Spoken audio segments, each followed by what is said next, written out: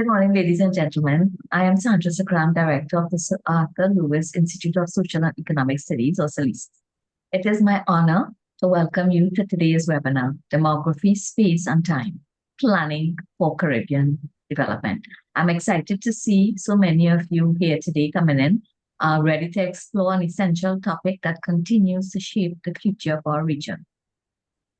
Today's discussion focuses on a critical area, demography, which, despite its importance, has often been given limited attention within broader spatial and temporal development discussions.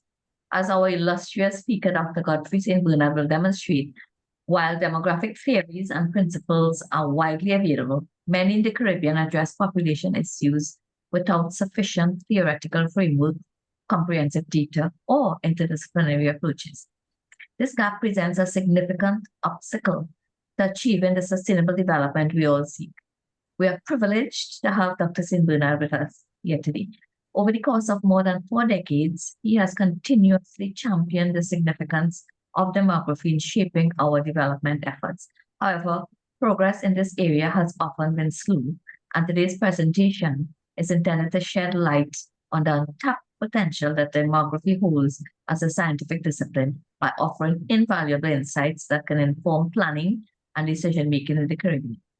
This event further emphasizes the role of SALIS St. Augustine as a leader in research and outreach. Our institute is committed to generating knowledge that informs public policy and promotes sustainable development across the region. Today's webinar provides an excellent platform for collaboration, networking, and building partnerships that ensure our efforts in population studies and youth development are holistic, coordinated, and responsive to the spatial and temporal complexities of Caribbean societies. I would also like to take this opportunity to introduce our distinguished chair, Mr. Lionel Remy. With an impressive 47-year career in social work and organizational change, Mr. Remy has made lasting contributions to mental health and social services across the region, including his key role in establishing the Child Guidance Clinic, the National Alcohol and Drug Abuse Prevention Program in Trinidad and Tobago, and the first CEO of Petrotrans EAP Services Limited. He is currently Principal Consultant at Behavioral Management Solutions Limited. As we begin today's discussion, I encourage all of you to actively participate. Your contributions are essential as we work together to explore pathways that will lead to a more resilient and prosperous Caribbean. Thank you, and I wish everyone a productive and stimulating webinar. I now hand you over to Mr. Remy, who, as I mentioned, will be chairing today's proceeding. Over to you, Mr. Remy. Thank you very much, Dr. Sukram, for inviting me to chair this session. It's my pleasure to introduce Dr. Godfrey St. Bernard, who is a demographer and applied social statistician with a reputation of excellence that has spanned almost 45 years of service regionally in the Caribbean and internationally. Dr. St. Bernard earned his PhD in social demography in 1993 from the Western University of Ontario, now called Western University in London, Ontario. Since late 1980s, Dr. St. Bernard has won awards recognizing his scholarly pursuits and lifelong contribution to capacity building and human development agendas. Dr. St. Bernard's expertise has been evident in postgraduate teaching in applied multivariate statistics, research design, evaluation research, formal demography, and population studies. He has, to his credit, supervised more than 100 MSc candidates. He pioneered the establishment of the MSc in Development Statistics at Sir Arthur Lewis Institute of Social Economic Research Studies in Trinidad, St. Augustine. And along with Professor Uche, Dr. St. Bernard co-led the training of more than 100 Caribbean statisticians in advanced demographic techniques. And I think that's a significant achievement. These workshops were administered under the auspices of CARICOM with support from the CDB. And Dr. St. Bernard has been impacting the implementation of census programs throughout the region. In his academic zone, he has supervised and edited 5 special topic monographs, and about 18 country reports, all of which were prepared for regional and international publications published by the CARICOM Secretariat. He has been a leading academic in providing training in applied social statistics, formal demography, population studies in the Caribbean, Central America, and even Southeast Asia. On a global scale, he has provided professional support to high-level technical projects almost in every continent. His research interests are very broad and wide, covers a number of scholarly domains. I checked about 15, which includes female fertility behavior, race and ethnicity, adult literacy, family sociology, children and youth studies, injury prevention and safety promotion, return migration, vulnerability and resilience measurement, violence against women and girls, intimate partner violence, so relevant these days, youth deviance, criminal homicide, the measurement of comprehensive wealth, population dynamics in Latin America and the Caribbean, and the development and establishment of Caribbean population policy frameworks. In the past 40 years, he has presented more than 190 scholarly papers and seminars in expert panels and regional and international conferences, and in more than 50 countries spanning every continent. He's also authored more than 70 research items that have been published in refereed scholarly journals, compendia of edited book chapters, and as edited books, monographs, and technical reports. In addition to this, Dr. Sinbad has found the time to be involved in professional activity. He's a member of the Population Association of America, the International Association of Scientific Study of Population, the International Sociological Association, the Caribbean Studies Association, where he has been president and I think vice president as well. Mixed Method Research Association, the Caribbean chapter. He's also a member of the Jamaican Statistical Society and the Caribbean Association of Professional Statisticians. During his stint as director of SALISES, sometime between 2021 and 2023, he showcased the critical role of Sir Arthur Lewis Institute by coordinating and realizing significant knowledge generation platforms, some of which are very, very instructive. He organized 2 six-formers webinars on the life and work of Sir Arthur Lewis, 18 virtual SALISES webinars, 8 spotlight lectures featuring the work of scholars from SALISES St. Augustine, and 2 webinars on the SALISES Visitors Forum series, as well as 3 international conferences. Dr. Sinbad retired from the university about a year and a half ago or so, having served in an academic capacity for 30 years. So it is now my great pleasure to invite Dr. Sinbad to present his presentation entitled Demography, Space and Time, Planning for Caribbean Development. So I invite Dr. Sinbad to the podium.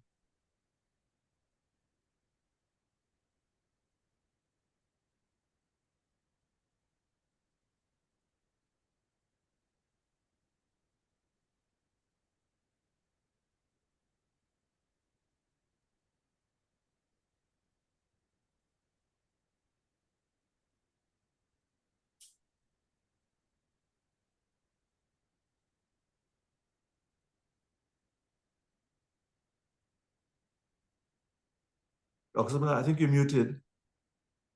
Yeah, I'm just trying to find the lecture. It's me.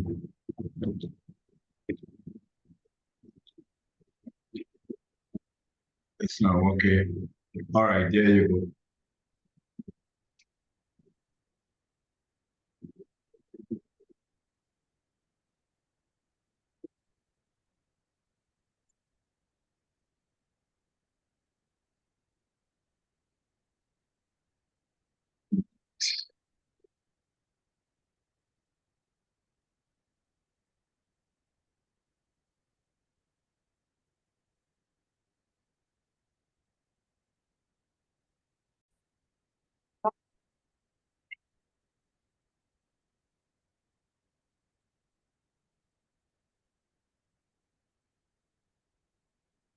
Good morning, ladies and gentlemen.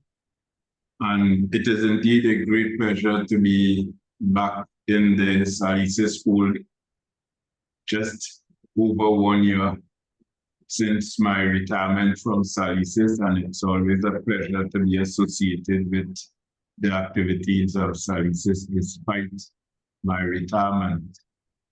So, as you can see today, I'm going to be talking about demography, space, and time, planning for Caribbean development. And demography has been my lifetime passion. I think it all started in the days when I was a young student, still attending Trinity College in Trinidad and Tobago, Trinity College Mocha, and doing A-level geography. And in A-level geography, I think, it was the first place that I encountered statistics as an important tool for planning and development. And in a previous lecture, I did say that my introduction to statistics was in geography, not even in economics, which was a bit surprising, or perhaps not surprising. And the fact that even when I did A-level mathematics, I was forced to do mechanics and not statistics, which says something about bias that is often associated with the mathematical applications and its relevance to the physical sciences. But had it been introduced in the mathematics program when I was doing A-level mathematics, it would have made a whole lot of difference. And I also spoke about the importance of statistics in terms of, what you even do at the primary level, simply learning to count. The mere fact that you are learning to count, you are really engaging in a sense in an activity that statisticians do, which is enumerate populations, enumerate various units of interest for their studies. So I thought that that would be important. And the whole idea of this lecture is to really demonstrate the role of demography as a scientific enterprise that has a place in critical Caribbean development planning. And I think, having said this, it is important that when we think about career guidance in secondary school settings, that, students in secondary schools be exposed to the fact that they can follow careers as demographers, as statisticians. That is really the case whenever we see career guidance symposia being set up in secondary schools, and even at the level of the university. I don't think students are really sent in the direction of these kinds of disciplines. So I think the whole notion, the whole idea of this talk is to really demonstrate and celebrate, the power of demography as a science in critical planning for Caribbean development. And I want to move on.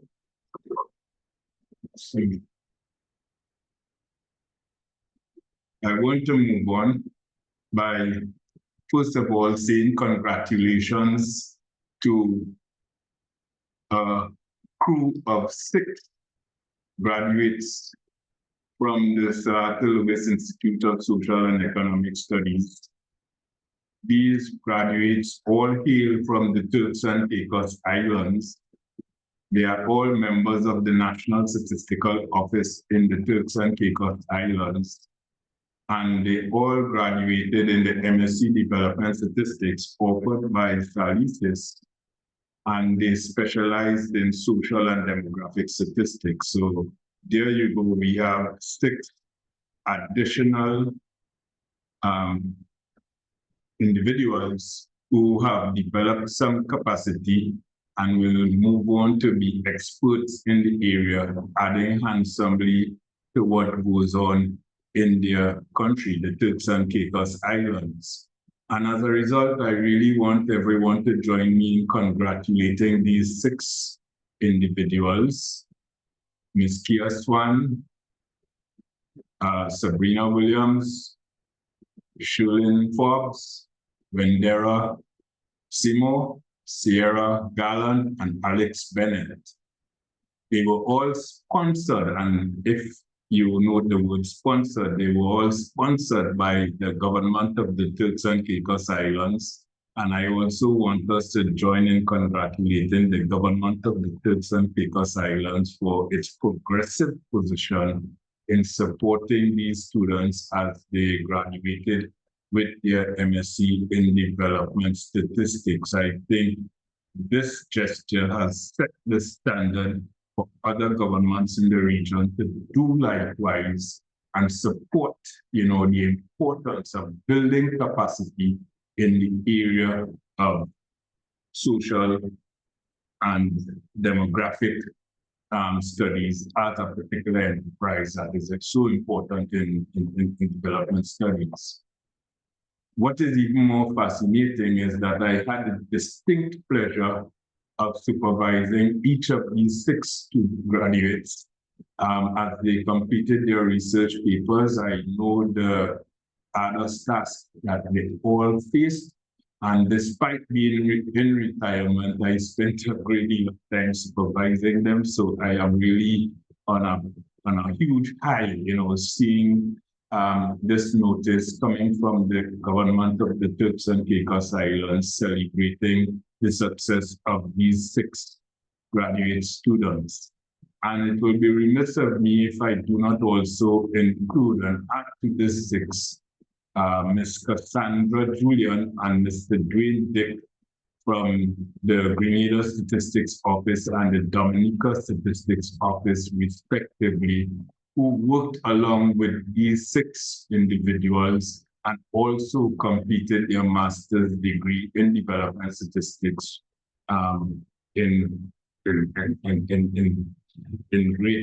with great distinction. So I really want to also congratulate them. So altogether, 8 of them, each one, I had the pleasure of supervising despite retiring from the university. So congratulations to them all, and tremendous congratulations go out to the government of the Turks and Caicos Islands for its progressive position in supporting these students, to the extent that despite being one of the smallest national statistical offices in the region, I think on a per capita basis, it is best endowed now with the kind of skills that are needed to advance the course of the National Statistics Office.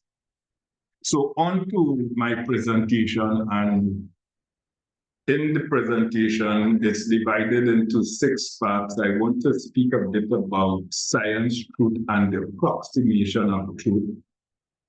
I would go on to speak next about, demographic perspectives and socio-demographic reality in Caribbean society, at least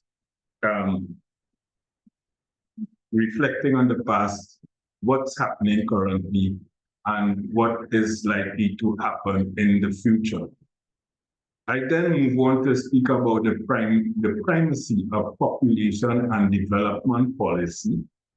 That will be followed by a discussion on spatial mobility and implications for commuting in the Caribbean. And that is a special peeve that I have, because when I go, not only in Trinidad and Tobago, but when I go beyond Trinidad and Tobago, last week I was in Jamaica and the traffic jam was overly horrendous in Kingston and other urban centers where Ocho Rios or Montego Bay. And all I can say whenever I find myself in traffic jam is that, this is clearly a population problem. The cars are not on the road driving themselves. Human beings are driving these motor vehicles, and passengers are in these motor vehicles going from one place to another. It's a population problem that somehow, the authorities don't seem to realize. So I want to say a few things about that. I think, we cannot talk about development without talking about issues of equality, equity, and social justice. And these are buzzwords that often find themselves in development discourses. And I think many times when I hear such words in development discourses, it appears to me that, these are nice sounding words to the ear of those who need to be empowered and those who need to be convinced that something is being done. But there's much more to the use of such words in development discourses. And at least I want to demonstrate that there is some potential for demographic and statistical insights to inform, what we make of the use of these words. And again, how important it is to recognize that space and time are critical attributes in terms of analyzing whatever phenomenon we seek to analyze as demographers. And I'll close off with some concluding remarks. So having said that, I'll say a few things about science and the role of and demography within that realm of being a scientific enterprise. And whenever we think in terms of science, we can really make a claim for science being a process that applies methods and techniques of formal research to determine the truth or falsity of propositions or claims, whatever. And most times these propositions and claims are necessary for the purpose of decision making. And in this realm, for development policy decision making. Of course, when we think in terms of truth, we think in terms of, the fact that an absolute truth does exist. But most of the times when we engage science to strive toward obtaining truth and assessing the truth of propositions and statements which we need to make decisions, at the end of the day, our findings are usually contingent and mere approximations of the truth. And I say this because we are all aware of, in many ways, of the work of Thomas Kuhn and the whole idea of scientific discoveries, and the mere fact that Thomas Kuhn's work is still relevant in this day and age. It is clear that, what we are talking about, even as we do research embracing scientific principles, at the end of the day, the findings that approximate the truth that we wish to accomplish, those findings are still up for grabs based on the culture that prevails within the scientific world. Scientific evidence is almost always based on evidence that support or refute claims and not evidence that proves claims. So I want to get that across. And this is the spirit with which, we embark upon the research we do and the prescriptions we make as demographers, albeit embracing scientific principles. Nonetheless, scientific enterprise provides criteria for interpreting the faith that one should have in scientific findings, and it's purely up to actors to accept or reject the truth of claims based on underlying criteria. And when I say underlying criteria, of course, I am bringing into the picture the whole idea of, the philosophy of science. We don't embark upon research without a philosophical framework that takes us to, really ask questions about how we know something is real, how we know something is true. I'm talking about those ontological assumptions that those who embark upon research methods talk about. And having done that, how do we gain knowledge? How do we know what we know? The epistemological basis. And insofar as I am here talking about demography, I would like to say that, demography, I mean, when people think about demography and think about the work demographers do, they think immediately about statistics.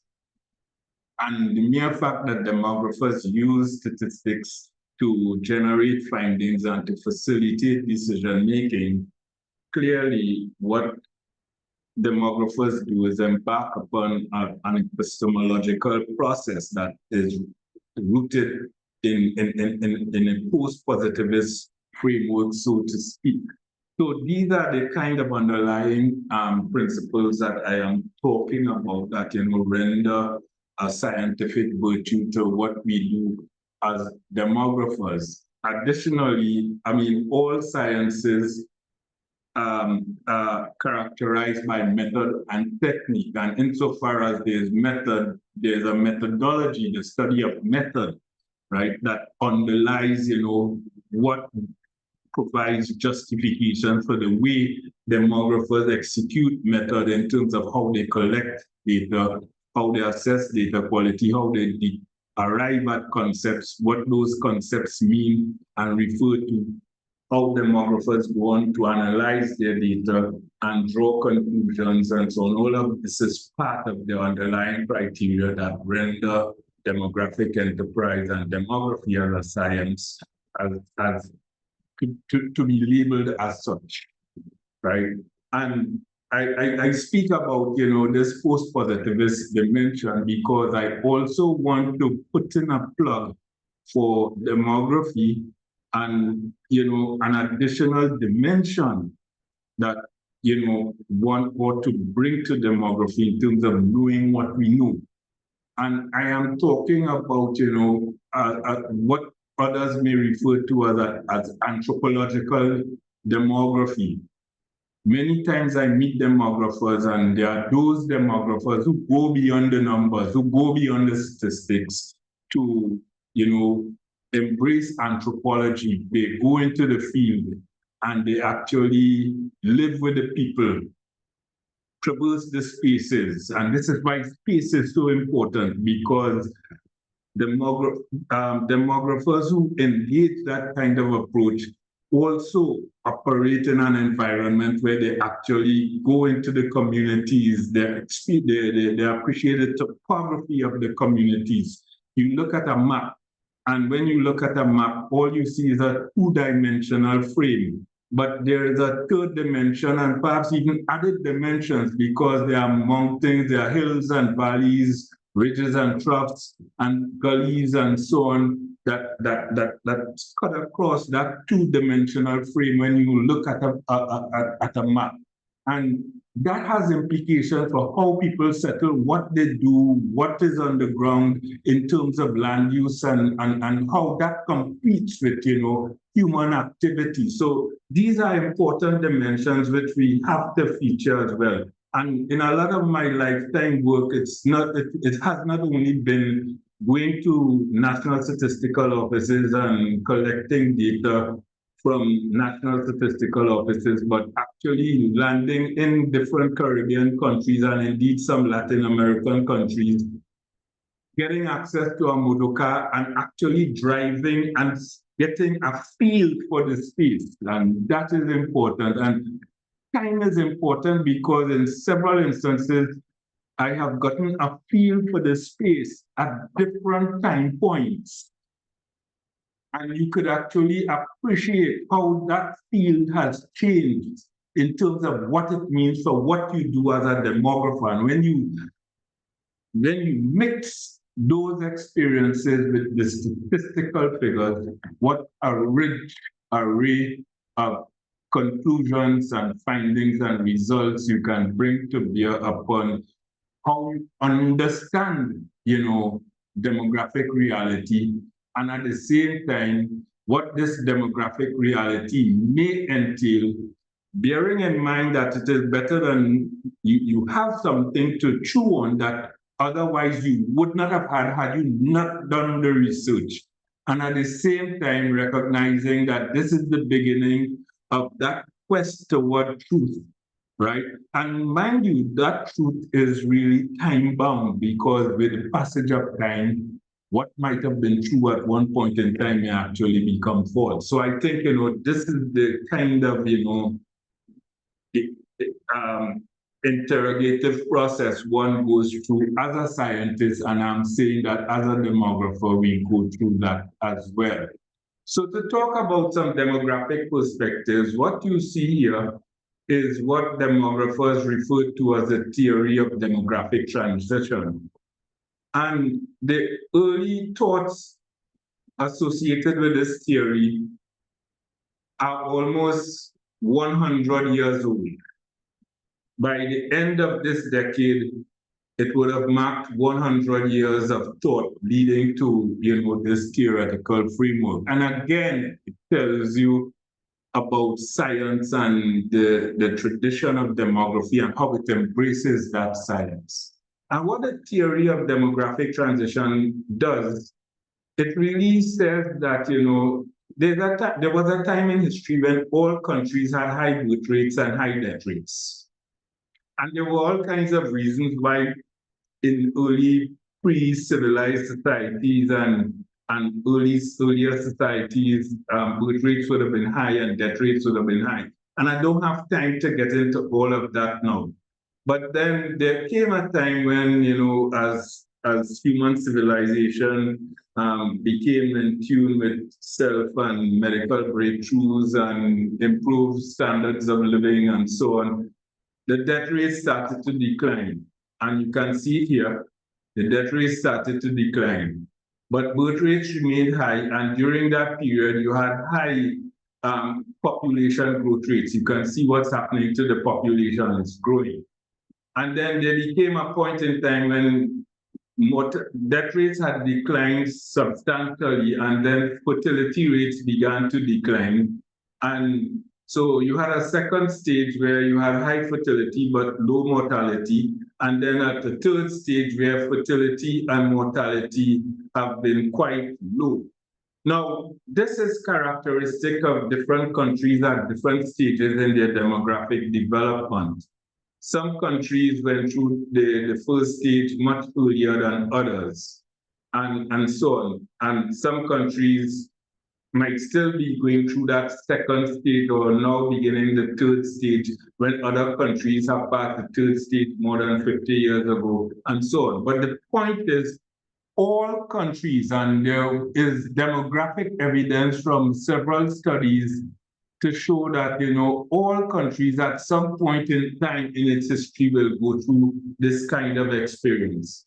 And in the early days, they spoke about 3 stages, but we have gone beyond the 3 stages because there are now countries where not only is the fertility rate and not only are birth rates and death rates extremely low, but in some countries, death rates are actually higher than birth rates, and population sizes are beginning to decline or exposed to threats of decline. So these are critical features that we need to know. And when we think about, the whole idea of population aging, contemporarily speaking, it is largely associated with this theory, right? All countries, in the future, given what this theory advocates, will actually go through some experience of population aging, where the average age of the population is increasing, so to speak. And largely because fertility continues to decline in many countries, fertility is below replacement level and actually threatening the prospect of population growth, and to the extent that some populations may actually be threatened with decline in size. Some have already begun to decline. And yet, what you would also associate with the demographic transition, because of improved mortality experience and people living longer lives, you're going to have many more older persons in your population, and this is going to be accentuated by the declining fertility rates. And the more persons you have in older populations, what countries are also seeing is an increase in the number of deaths annually. An increase in the number of deaths, not because, death rates are increasing.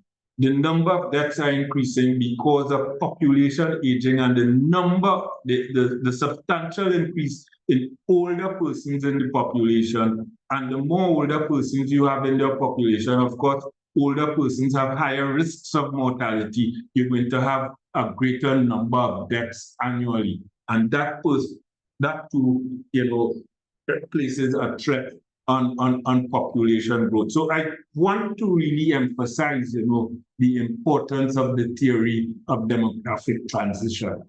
Now, when you look at these two charts here, of course, this is really looking at the English-speaking Caribbean as a whole.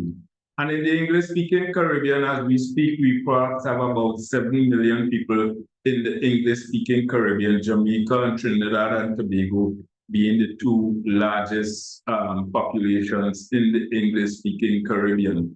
And you can see from 1810 to present how the population of the English-speaking Caribbean has grown. This axis actually shows you the population size in thousands. So this is the 8 million mark here. And what this is actually indicating is that come 2030, thereabouts, we may have upwards of 8 million people in the Caribbean. This, of course, is based on a projection. And given where we are at now with about 7 million as at 2024, I have doubts that we may get this far by 2030, but clearly what it is showing is that for the English-speaking Caribbean as a whole, you can see that, somewhere between 2030, 2050, the population size of the English-speaking Caribbean is going to max out and then begin to decline, right? And you can see, in keeping with what I showed you about the theory of demographic transition, how the link between birth rates and death rates played out. And you can actually see death rates exceeding birth rates in years to come from about 2050 onward. You can actually see it happening. So the theory of demographic transition does mirror, what is happening, what has happened in the English-speaking Caribbean mirrors in many ways what we had been speaking about when we spoke about the theory of demographic transition. The chart on the right, what it really shows you is the changing age composition of Caribbean society over time. And what this is saying, the lime green is actually showing the proportion that will be 65 and over. And you can see that that has increased substantially, especially since 2020 and beyond. It will continue to increase substantially and perhaps even more substantially than it had in previous years. In terms of the population under 20 years, you can see that that is declining. And even the population of working age, and when I say population of working age, those who are in the working age pre-retirement, you can see that that has increased substantially. But by the 2030 thereabouts, it will begin to decline as well. So what we are actually seeing in the Caribbean is really a sinister picture in terms of, declining population size in the future and tremendous aging, especially substantial aged population, 65 years and over, and threats to sustaining, the well-being of our population due to declining proportions of working age and declining potential of persons entering into those working ages due to what's happening to the very young. And this has implications, and I think, as we talk about this, we have to really begin to think about AI and the impact of AI on these kinds of dynamics in the future and what it may mean for the countries in our region. Now, in this slide really shows you how variable the English-speaking Caribbean countries are, Caribbean countries in general, right? because we range from the mega-sized countries in terms of population size, those in excess of 5 million, to the micro-size, those below 50,000. And you can see many of the countries are micro-sized countries, right? We have 3 mega-sized countries in Cuba, Haiti, and the Dominican Republic. You know, those countries, you know, we're talking about populations of roughly 11 million each, right? Followed by the large size Jamaica and Trinidad and Tobago, 2.7, 2.8 million for Jamaica, 1.4 million for Trinidad and Tobago.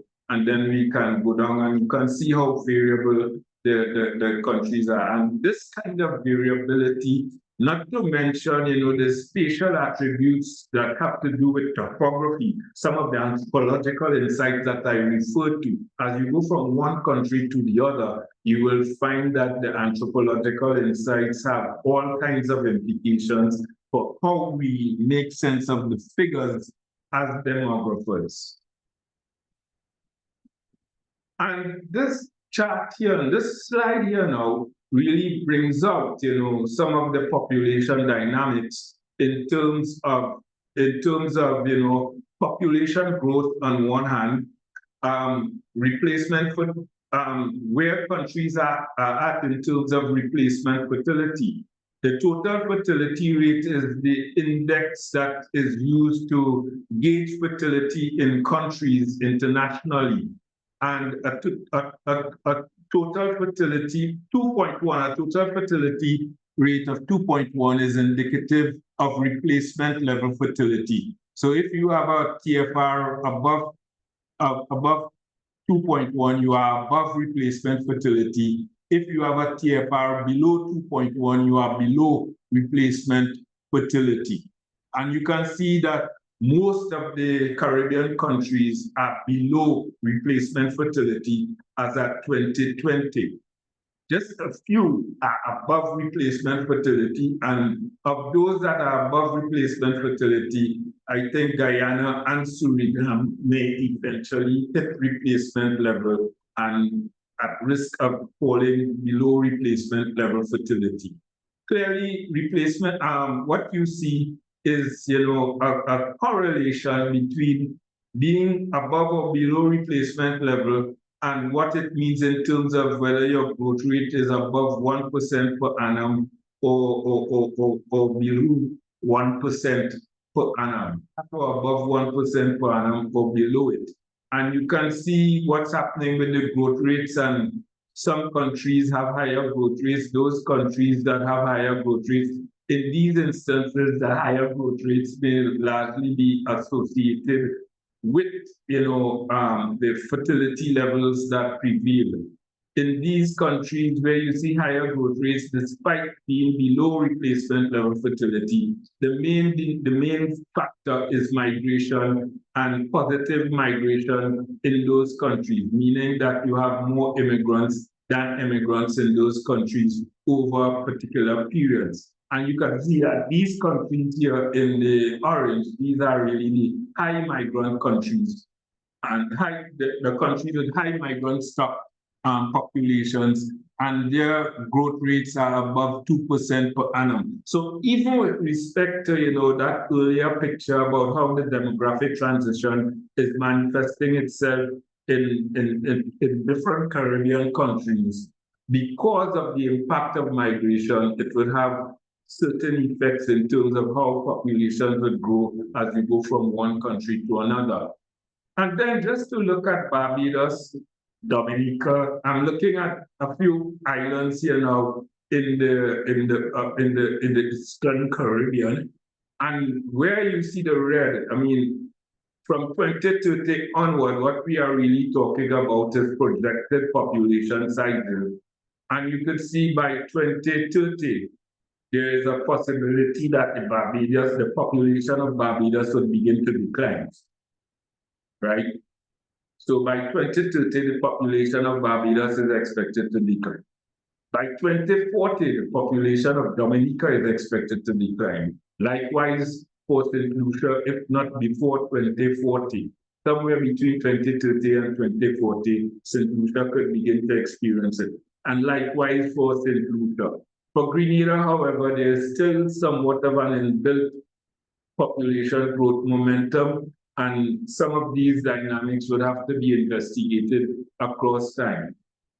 Now, I talk about this here because I mentioned again, those anthropological insights and how they dovetail with, the figures that we get on the ground. And what I am playing with here for Grenada and Barbados in this instance, I am actually looking at, population densities, and the deeper the green, the greater the population density. So you can see this area here where St. George's is in Grenada. This is a highly dense area. To a lesser extent, the area St. David, a little east of St. George. And then as you go northward, the densities decline. In Barbados, a lot of the density is concentrated on the west coast between St. James, St. Peter, St. James, certainly St. Michael, and Christchurch, and in more recent times, St. Philip. And what this is saying, and why I do this, I want to link this to traffic congestion in many ways. I've actually generated some indices here, which I call a standardized index of population diversity. And you would have maximal diversity if each of these areas have the same share of the national population. If each of the parishes in Barbados have the same share of the national population. But that is not the case. And as you deviate from that, the index of diversity declines. And you can see that Grenada has a higher index of diversity than Barbados. It's marginal, but that marginal difference makes a whole lot of a difference in terms of a measure such as this one. I also looked at the correlation between, the area, the land area of the different parishes, what have you, in the country, and the population of the parishes and the country. And I did Spearman's rule, which is a correlation coefficient, and the closer Spearman's rule is to 0, or the closer it is to 1, I should say. If it is closer to 1, it is really saying that, you have high populations in areas that have larger land areas, higher population in areas that have larger land areas. When it is low, when the Spearman's rule is low, it means you may actually have areas with low land area but heavy concentrations and larger population sizes, and that is not good. And if it corresponds to the index of diversity in terms of what we are seeking to assess here, then that could, really explain, what is happening as populations grow. And as populations grow, the increasing traffic congestion that you see in some of these countries. And clearly, being on the ground in Barbados, especially in the Bridgetown area during peak hours of the morning and afternoon, compared to being in St. George's and in Grenada, that could account for, the lower Spearman's rule here in Barbados compared to what you see in Grenada. That in and of its sense is already a sign to support, why the roads could be so congested in a place like Barbados. And if we fast forward to Dominica and St. Lucia, exactly what we saw for Barbados and Grenada, we could see for Dominica and St. Lucia, where St. Lucia, again, especially St. Lucia, you do not want to be in St. Lucia after 4 in the afternoon in this part of St. Lucia. I always remember being in St. Lucia in June for a conference. I drove to Vieux-Fort in the south of St. Lucia to pick up a colleague who had come in from Canada to take her to the conference. And the time it took me to get from here to here, it took twice the amount of time for me to get from here to here. Traffic congestion, peak hour traffic. Again, because heavy concentrations of population here, and virtually no one is living in some of these areas here, relatively fewer. Again, you look at the different indices, you can see that St. Lucia experience is similar to that of Barbados in terms of the disparities and in terms of the distribution of the population. And the Dominica experience is closer to that which was experienced and observed for Grenada. So I want to move on now to talk about, the primacy of population and development policy. And in talking about it, you can see that, I have on one side primary policy and on the other side secondary reciprocal policies. I have population policy in red. You cannot be serious and be people-centered as far as your development is concerned, and you have not really embarked upon developing a population and development policy. Since 1994, after the International Conference on Population and Development in Cairo, countries have become really gung-ho about it. We got to develop population and development policies. And Trinidad and Tobago did so and actually had an explicit policy by 1997. I was part of that process. Of course, nothing happened beyond that. And nothing has happened basically since that, right? But population and population policies are absolutely important if you are serious about people-centered development. But it is not without, the importance of having a gender policy, an environment policy, an economic development policy, a technology policy. These go hand in hand with a population and development policy. And I'm saying this because you can't be saying you're doing a population development policy and you do not have prescriptions for gender affairs and gender relations, prescriptions for the environment, prescriptions for economic development policy, prescriptions for technology and that sort of thing. You do not want in developing a population policy that people have to go and create something that the experts and others who are perhaps more inclined to give you a more appropriate stakeholder perspectives.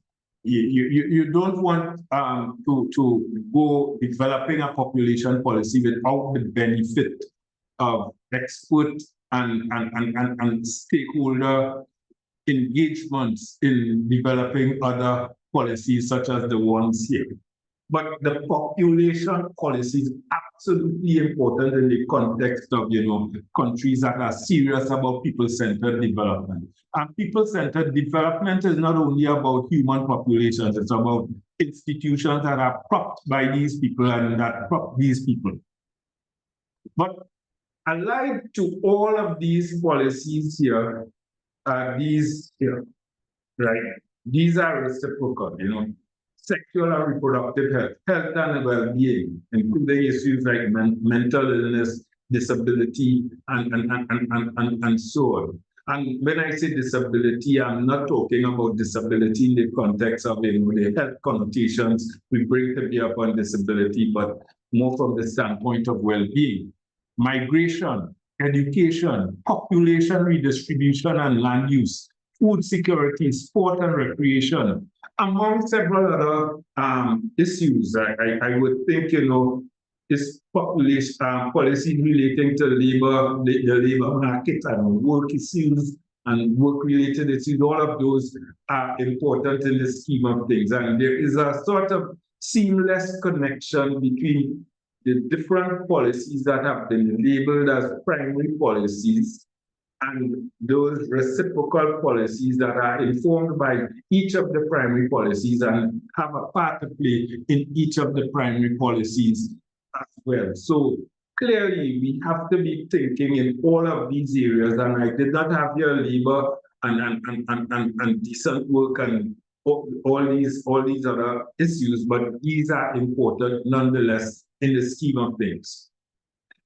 Here are the flags of a few countries that I know in recent times have embarked upon population and development policies. Each of these countries might be at different stages in terms of what they have done, to what extent they have actually made their policies explicit, and having made it explicit, to what extent they have actually embarked on doing something about improving the lot of humankind in various spaces, because it's not, when we talk about population and development, I call this, demography, space and time. It is not only about, what's happening at the national level. Oftentimes, we talk about, national, right?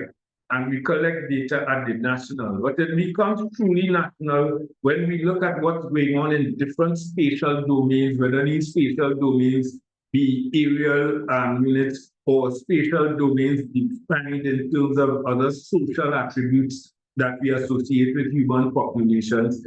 And we are able to understand where similarity exists across spatial units, right, at any given point in time. And also understand and appreciate that there could be differences as well as you go across spatial units. And to the extent that we do that, and we could account for similarity and differences across spatial units, then and only then can we, embark on something that is truly national, because in that way, we are not, misguided by what we glean by looking at what's going on for Trinidad and Tobago, or what's going on for Guyana, or what's going on for Suriname. We have taken into account region 1, region 2, up to region 10 in Guyana, and we can say, well, dependent on which region you are in, a different prescription is needed. And if that is the case, then we can say, it's truly national. But the point is, these are 4 countries, the Turks and Caicos Islands, Dominica, Barbados, and Jamaica. These are 4 countries that I know have, engaged processes geared toward population and development policy, and are albeit, at different stages in terms of where they are with respect to making it explicit or going beyond an explicit policy to actually having a situation where it is implemented and monitoring and evaluation process kicks in. Clearly, to do all of this, you need numbers, you need the figures. We are talking about states, we are talking about nations, we are talking about the health of nations, we are talking about the well-being of people.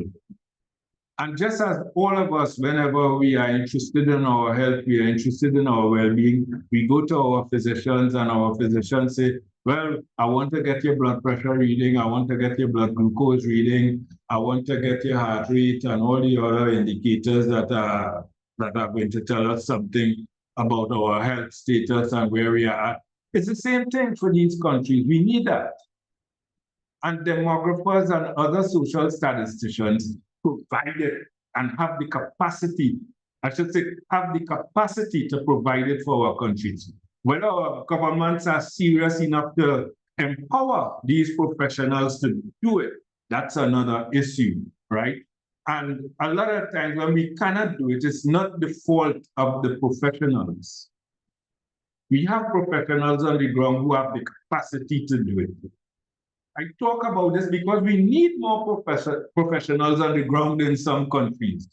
But what is more important is for all those key policy decision makers at the highest levels of government, they have to realize how important this is and spend the money, right? They have to spend the money, right? If they don't spend the money, don't come and hold others accountable for the fact that, things have not been progressing and the health of your country and your state is somewhat compromised.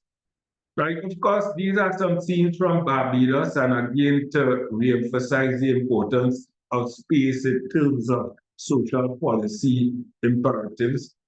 And I just want to make a few comments on some targeted action areas, right? In terms of the labor market, it's obvious, I mean, there have been studies done.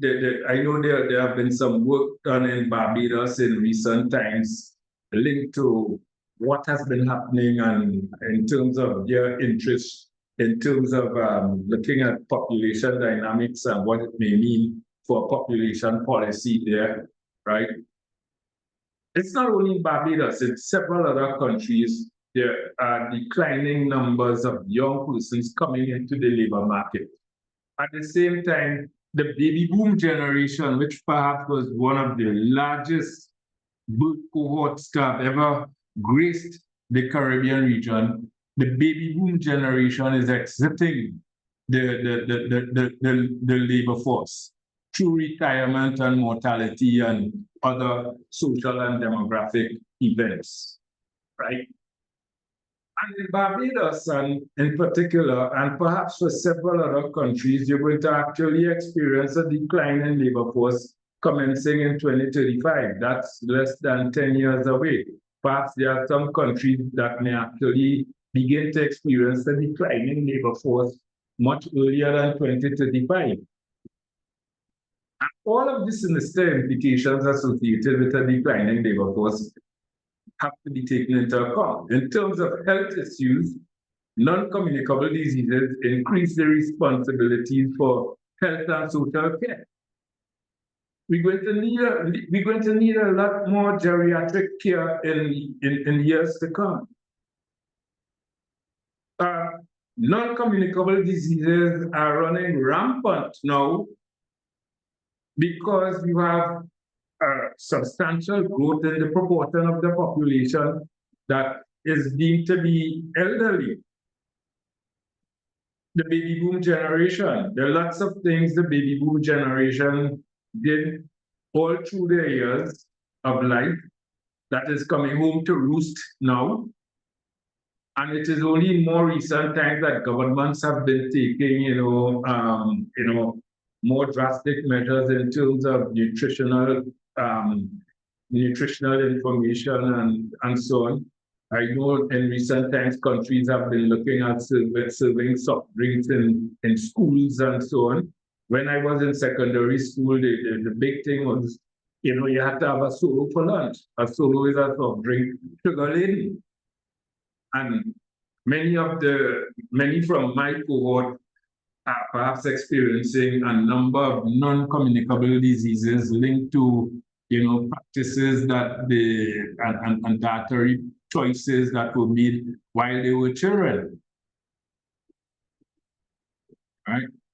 I mean, in recent times, for example, in Trinidad and Tobago, and perhaps I've seen it in some other countries, sport and recreation has been taken a lot more seriously, and you go to communities and you see young boys playing football well until 8, 9 in the evening under lights.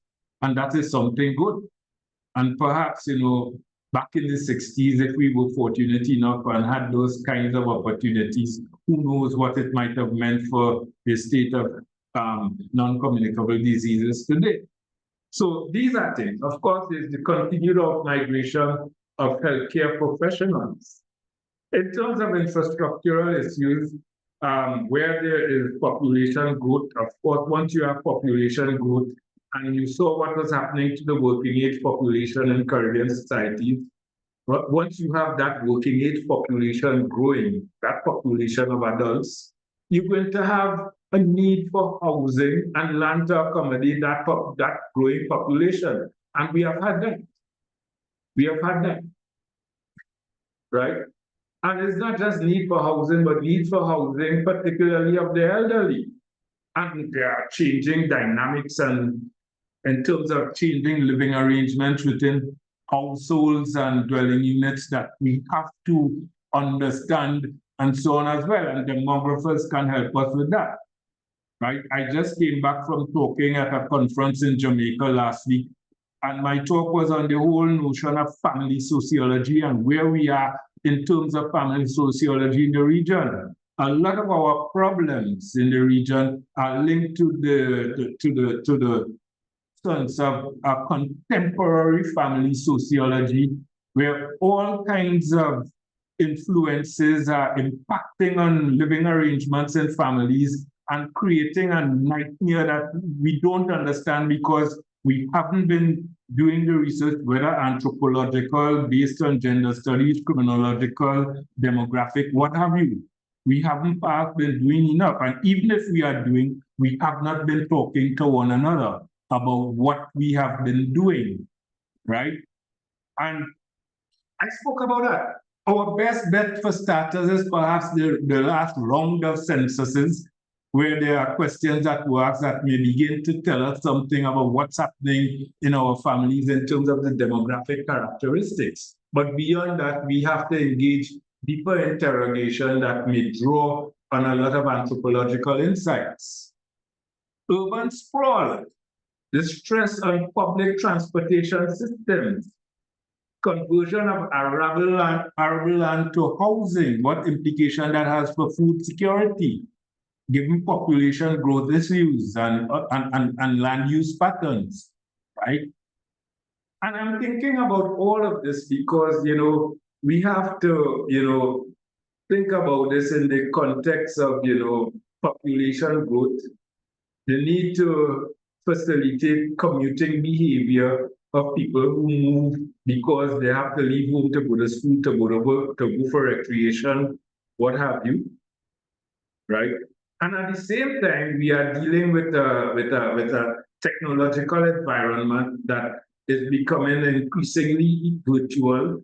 And to what extent can we leverage, some of the gains associated with, the virtual nature of the technology to help us grapple with some of what we have to grapple with, right?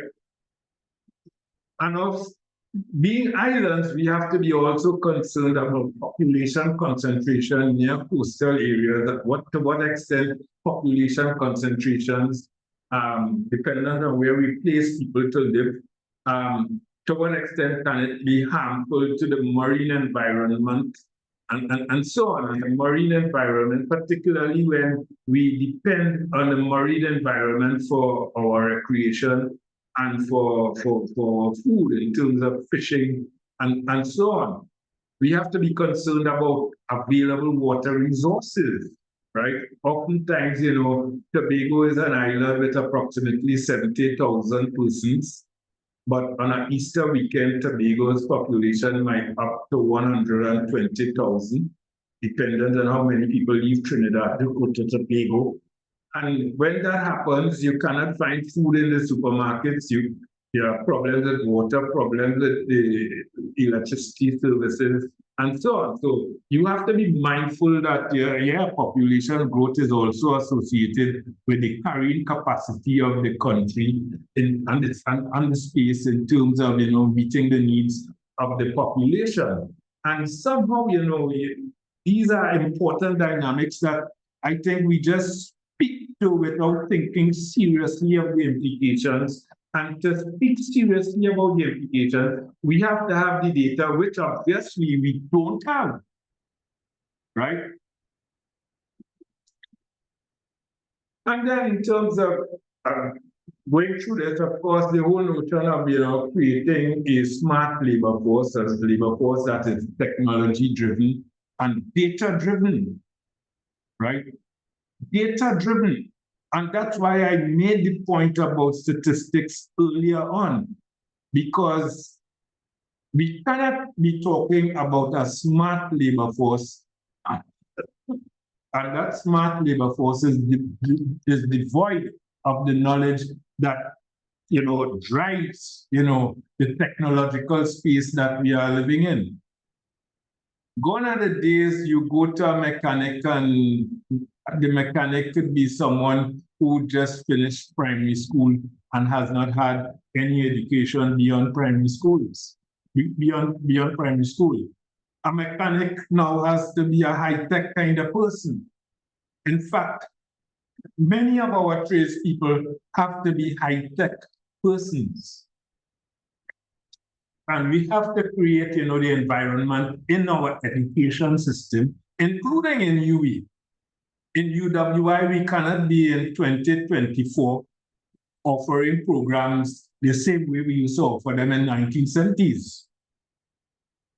We cannot, right? And these kinds of changes that are consistent with the technology, because we here in Trinidad and Tobago have little or no influence on technological advancement. I mean, we are oftentimes dependent on technology driven by what's going on in international spheres. And what's happening internationally is perhaps, way ahead of what's happening here in many Caribbean states. Just recently, I think there was a study done, I think, in terms of how many people have bank accounts in Trinidad and Tobago. And surprisingly, the estimate was substantially low. I think, if I'm not mistaken, the figure was about 25%. A lot of people still save their money at home, right? And we saw evidence of this recently when a household was actually raided because and money was taken from the house, right? In this technological age of cashless transactions, I mean, you cannot have people, hoarding cash at home and in other places and expect that the technology will wait on you to smarten your folk and get them ready for, a new kind of dispensation. Certainly, managed migration is an issue. The Prime Minister of Barbados, Honorable Mia Mottley, has often made reference to that as an option for Barbados, right? Many countries, large countries internationally, the Australians, the Canadians have embraced a managed migration process and have benefited substantially from it. But at the same time, once you start thinking managed migration, you have to be always conscious of, an optimal population size. And is there an optimal population size? And then, of course, promotion of pro-family ideals. I made reference to that and how critical it is in the context of, the family sociology. So I want to move on now to make some statements about, spatial mobility and implications for commuting in the Caribbean. And whether we like it or not, every individual seeks in some way to satisfy his or her material well-being. And every individual, or in fact, most individuals may belong to a family, and families and households and other collectivities work together to ensure that the material well-being of the collectivity is satisfied. Everybody has to have a roof over his or her head. Everybody has to have food. Everybody has to have clothing. And everybody has to have some access to some form of fuel, right? And these things come through a process of exchange. And in this day and age, the process of exchange in a monetized kind of environment really involves, having access to financial resources or at least some other kind of resources in time that could be exchanged to facilitate one's well-being. Of course, in a Marxist tradition, reference has been made to historical materialism, and there was a time when our societies were simply planters and gatherers. From planters and gatherers in European society, they spoke about feudal systems, and from feudal systems, the advent of capitalism and capitalist society came of age, and Marx was based on, a proletariat revolution, was assuming that, was making a prescription that at some point in time, that capitalist society would be overthrown and socialist society would kick in and eventually result in a communist state and so on. But all of this, again, is really about, material well-being, materialism, right? How do individuals satisfy their own well-being? And a situation when we talk about capitalist societies, sort of dual operation where some people own the means of capital and others don't have any, and those who don't have somewhat exploited and so on. And that sort of system is what breeds poverty in many societies. The fact that, some have capital, some don't have it. And we see this not only within nations, but also on an international scale, and dependency theorists would talk about that. We have to understand all of these kinds of things. And I'm talking about all of this because all of this has something to do with demography and space and time, because when we talk about development, time becomes an important attribute, because you cannot talk about development without reference to at least two different points in time, two different periods of time, and account for differences in terms of this same notion of material well-being and what it represents. Durkheim spoke, Emile Durkheim, popular sociologist and philosopher, so to speak, spoke about mechanical and organic solidarity. Basically, society based on simple levels of organization, mechanical, as opposed to organic solidarity, where societies were based on more complex arrangements in terms of organization. Right? And these are important as well, because this is really the crux of, because organic solidarity speaks to specialization, right? And when we talk about commuting, in many instances, commuting involves moving to attain specific services that you may not be able to attain if you stay in one spot and be sedentary, right? In the days of mechanical solidarity, I presume the hunters and gatherers, the community operated in a spatial area where everybody operated. The main thing was we had to be able to have food to feed ourselves, and we operated in a particular plot of land in a particular area and exhausted the fertility of the soils until it can no longer produce the food. And we were nomadic, and we went to other places where we did the same thing until we exhausted it, so to speak. In this day and age, I mean, people are moving because there are specialized services that they need access to, and specialized services in many instances are often found in urban areas. So not only is urban areas created by population growth, urban areas are also created by the wealth of services that arise in a society that is characterized by organic solidarity. So population growth and urbanization and commuting, so to speak, it's an instantaneous human process that takes place. Now, I want to look at the level of motorization, and I am using a very simple schema to bring it out.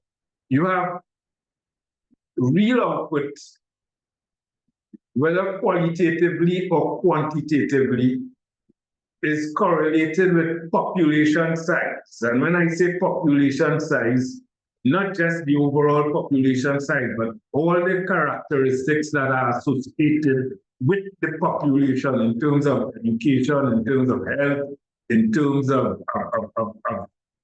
skills, in terms of age, in terms of sex, in terms of gendered patterns, in terms of whether there's a greater trust to egalitarianism as opposed to traditional orientations and so on.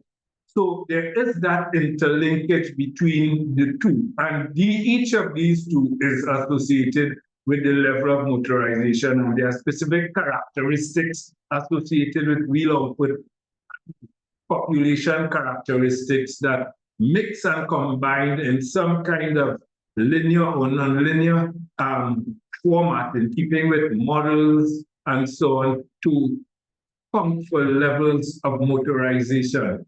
And I think, we need to have the data that will allow us to begin to interrogate the level of motorization and what is happening there. Of course, some macro level insights, the motor vehicles that we talk about have already flooded the roadways. Many are here for the long haul. So don't think, we're going to have any reprieve in the next 10 years, right? it's going to just get worse, right? It's going to just get worse. But that does not mean to say we do not think about, how we can use the principles of demographic analysis to help solve the problem, or for that matter, social analyses that dovetail with the demographic analysis to help us solve the problems. Projected population sizes sustained in the post-20th century levels, those would persist until at least 2050, despite the full aging population scenario. Motor vehicle usage may be still sustained at high levels, albeit in different directions for different purposes, and we need to understand these things. And I'm saying this because in several Caribbean countries, I was in Jamaica last week, the traffic congestion in Kingston and other urban areas are just as bad or worse as those in the east-west corridor in Port of Spain, central Trinidad, and San Fernando and surrounding areas. Ditto on the west coast of Barbados, especially in the Bridgetown, Christchurch area. Ditto in St. Lucia, especially those areas north of Castries, right? And it seems as though the peak hour at the daylight hours in many of these spaces now, right? This will not change. And I say so because what we should have done 40, 50 years ago, we didn't do. We inherited a mess because nobody was taking on, population dynamics and what it meant for how we plan our development. We created a mess, and all of a sudden people want sudden solutions. That cannot work. Right? So we have to use a sociological imagination, have a sense of, future population characteristics, which are essential in providing help. At micro levels, I talk about this in particular, right?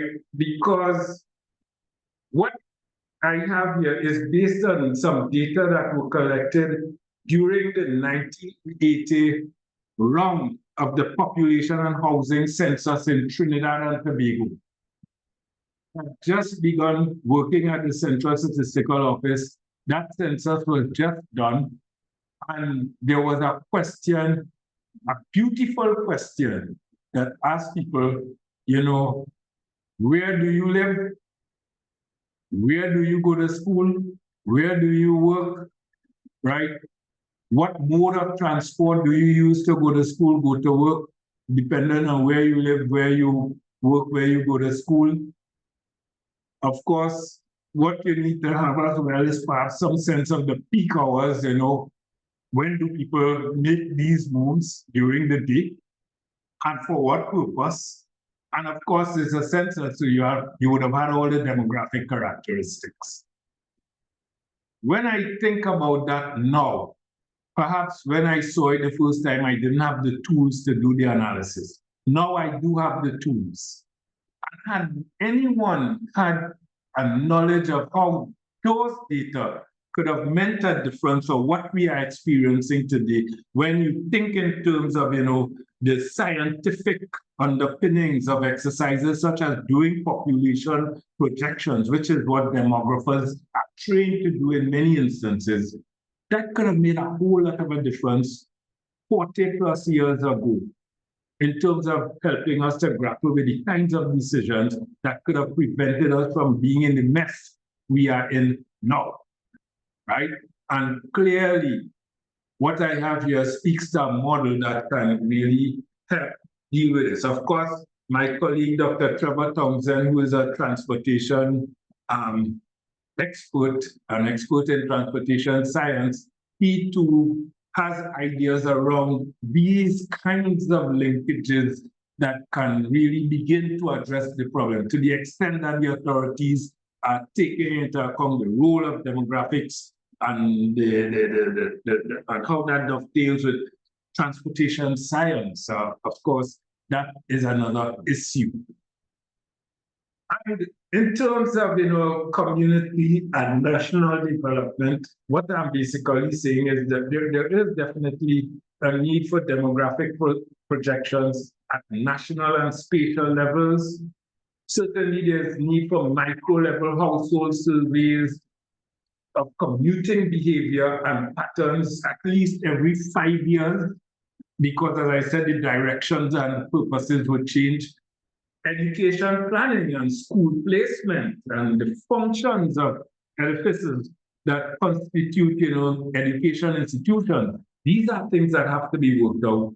And certainly in terms of economic development policy, the emergence of new industries and their respective locations, and of course, monitoring what's going on in terms of the international economic environment, in particular, the impact of AI and virtual communication technologies and so on. I think all of these have to be taken into account in the process. Of course, once we start talking about, movement and community issues and commuting and so on, chronological insights have to be brought to bear upon our thinking, albeit embracing a sociological imagination. Workplace practices, in particular nurseries and daycare facilities in workplaces, because many young people still have children to go pick up in school, drop off to nurseries and so on. I remember back in the early 1990s, being in New York City and going to visit a colleague of mine at the Population Council in New York. And while I was visiting with her, she said, "But Godfrey, just excuse me a minute, I have to go and nurse my infant." The infant was in the workplace. That was in the 1990s. I am not sure we have that kind of facility in many of our Caribbean countries today to facilitate young mothers who may need daycare services and that kind of thing on the workplace, right? Of course, what about virtual workspaces? Working at home, right? Increasingly, we have populations who are clamoring for working at home and so on. And these are experimental concerns that, demographers, along with other social scientists, can inform by virtue of what demographers do. And certainly the changing nature of work in response to the IT revolution, overcoming that digital divide, all of these are linked to having that sociological imagination. But we cannot talk about development without, embracing, words like equality, equity, social justice, which I referred to earlier in my presentation. And in September 2015, of course, 119 countries of the UN General Assembly adopted the 2030 Development Agenda, which we refer to as the SDGs, the Sustainable Development Goals. It consisted of 17 SDGs with 169 targets and over 304 indicators. And these are the 17 Sustainable Development Goals. I think many people are aware of them. And I want to talk about this diagram in particular, just to ensure that there is an understanding of what we mean when we talk about difference, inequity, inequality, right?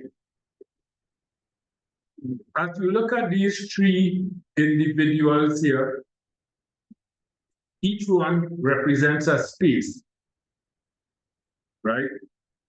And what you see for these three individuals representing a space could also apply for aerial units or other collectivities that also constitute space.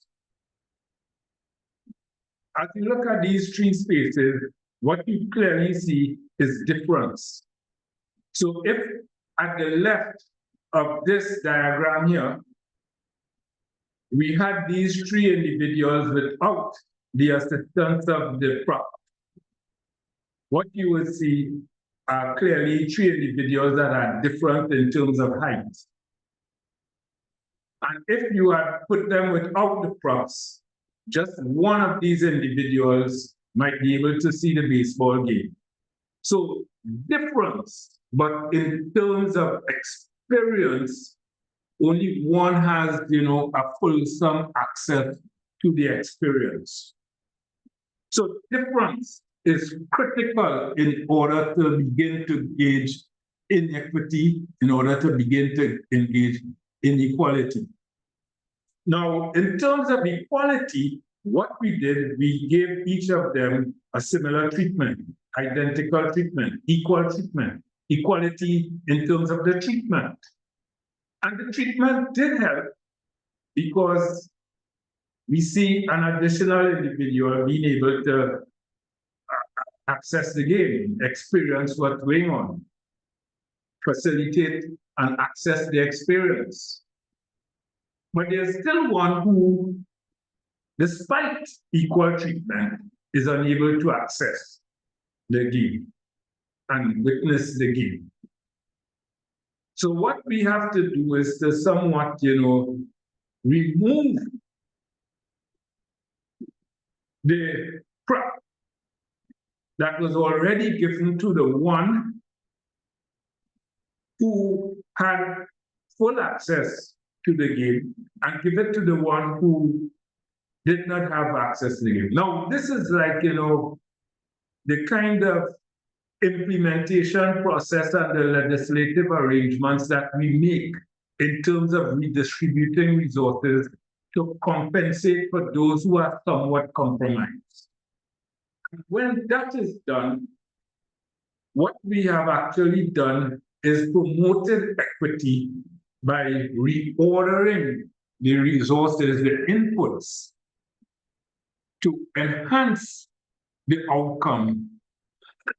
And the outcome is that there is equality now in the overall experience, in the fulsome experience of being able to witness the game, which is characteristic of what we talk about when we talk about well-being. All of the indicators that I alluded to, right? All of the indicators that I alluded to related to each of the 17 SDGs. We can compile them at a national level. We can compile them at areal levels within each national level. We should be able to do it on the basis of data collection. And each of the outcomes that we are seeking to attain and to achieve that are indicators of well-being, right? We should be in a position where, given the skills that demographers and statisticians have, be able to assign some realistic or some approximation of a realistic meaning to what it means to have access to, the various forms in which well-being manifests itself, and that experience being fulsomely, expressed within each of the area levels. So as I come toward the end now, differences in human and spatial attributes will prevail into perpetuity. In spite of differences, inequality of experience prevails and is often due to inequities in treatment in the different spatial units. To bring redress is often equal treatment across the spaces, but that only partially treats with removing inequity of experience across the spatial units. Needless to say, inequities prevail, negatively impacting the attainment of equality of experience across targeted units. And I think that comes out of the diagram that I showed, which inevitably is a very popular diagram. Thus, there is a need to compensate for inequities by administering more favorable treatment dependent on the extent to which spatial units are compromised, militating against any semblance of equality of experience. Inequities are removed when equality of experience is attained across spatial units. This is tantamount to the achievement of equity across spatial units. But when we talk now about social justice is really a utopian ideal characterized by achieving equality of experience in all domains that address well-being across every conceivable spatial unit. That is somewhat elusive, but at least, again, I'm saying there are means through which statisticians, demographers, in terms of studying population composition and population characteristics and so on, can devise measures that bring meaning in approximating truth as far as these particular ideas are concerned. In terms of my concluding thoughts, I just want to end by saying, development discourses make reference to equality, equity, and social justice, concepts that are used loosely without any mention of how they are validated. Hence the relevance of demography, space, and time. Thus, there has to be a clear reliance on evidence and conceptual frameworks born out of demography and other allied disciplines. Census taking and sample surveys are imperative in yielding data, treating and informing key SDGs, and facilitating the use of meaningful statistical techniques to validate such ideals such as equality, equity, and social justice. Development as people-centered, and it ought to be people-centered, and hence the importance of embracing demographic sensibilities, and of course others too, theological sensibilities, anthropological sensibilities that are drawn from the social sciences. Development is driven by statistical and anthropological insights, that pluralistic approach to making knowledge claims. Anthropological insights and statistical data feed futures, the qualitative and quantitative magnitudes of future scenarios predicated upon having a sociological imagination and informing projected population dynamics. Though not perfect, scientific enterprise trumps old talk, conjecture, and demography as a science is no different. I want to thank you for your attention as I come to the end of this presentation. Giving thanks to all of you. Thank you.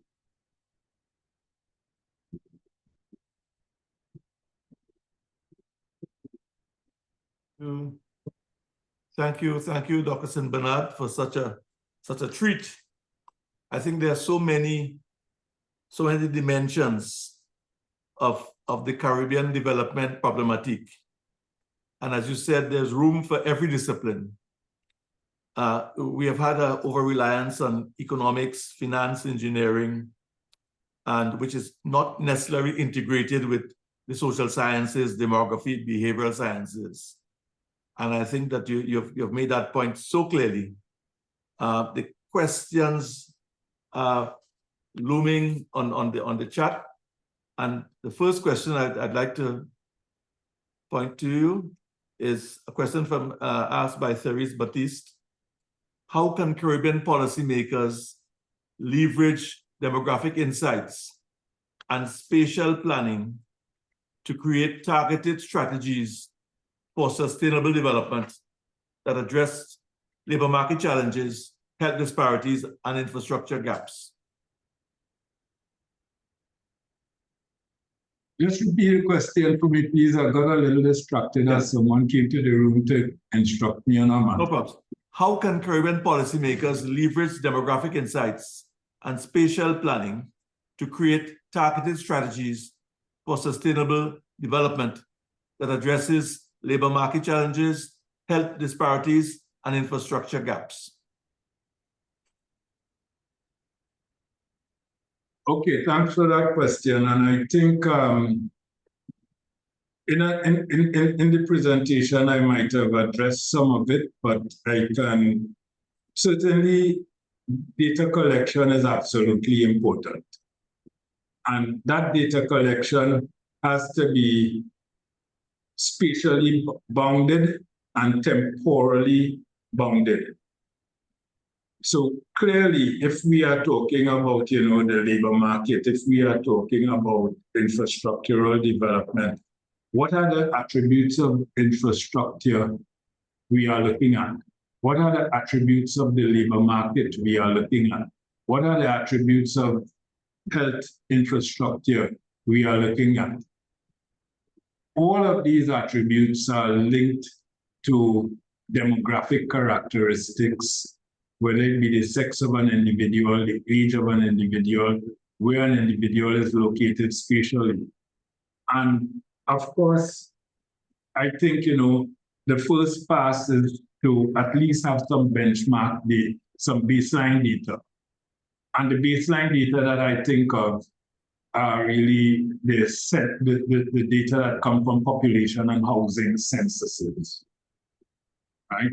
I know the 2020 round of censuses were challenged due to the COVID-19 outbreak, but several countries have made an attempt to undertake their censuses. And as I say, benchmark data, because the data that you collect from the census could now provide assistance to further data collection in the context of sample surveys, to collect some of the additional demographic data with greater levels of precision and with greater breadth, because of course a census does not ask all of the questions that one would need answers to. But certainly once you go the realm of a sample survey could get a little deeper in terms of the breadth of issues that ought to be collected, albeit guided by the census in terms of some of the critical benchmarking characteristics of the national population, and even more so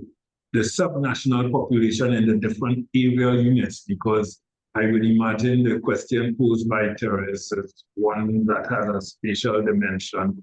And if it has a spatial dimension, we have to be able to capture what's going on in the different area units and so on. So at least, the census can provide us with cues in terms of how to arrange our study to capture as reliably as we can the estimates for the various area units.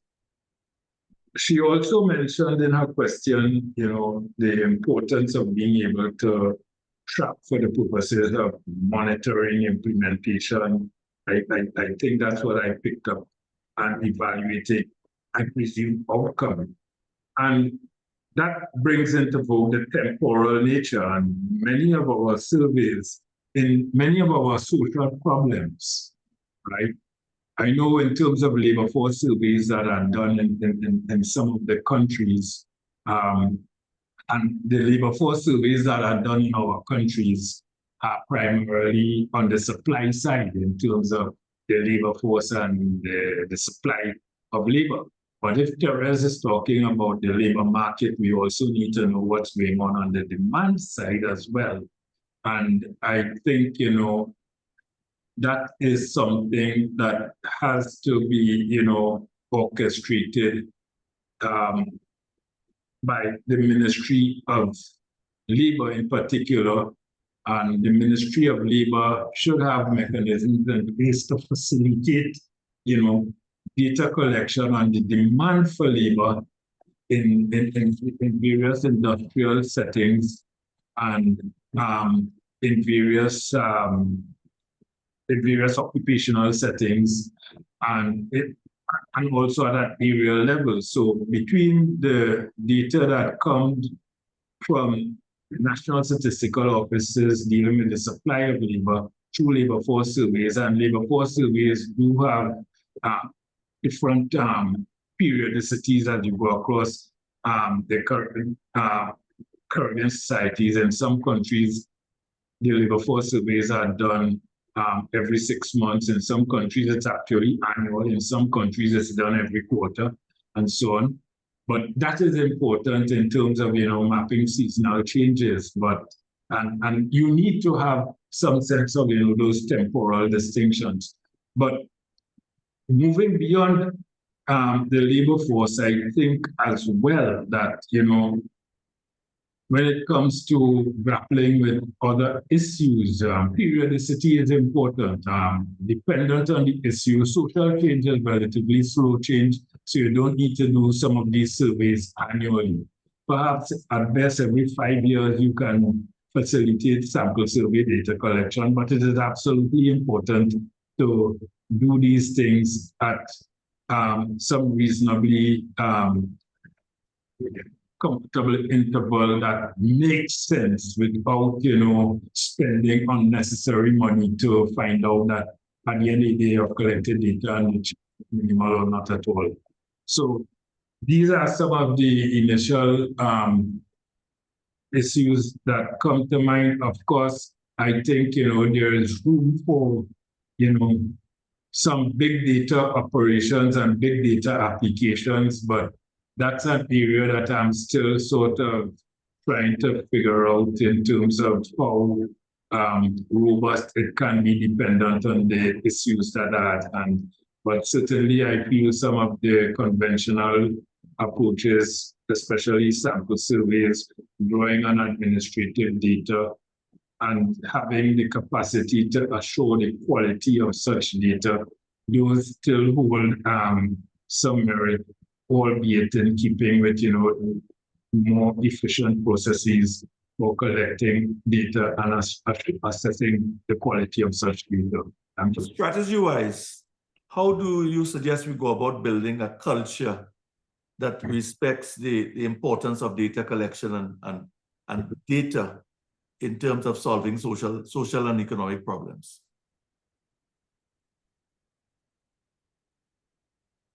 Well, the one answer to that, I mean, I have spent 40 plus years of my life trying to do that. I've spent about 45 years trying to do that. And I think, the place where it really takes off is right here in Salises in the University of the West Indies, where I actually pioneered and facilitated the development of a master's in development statistics. We trained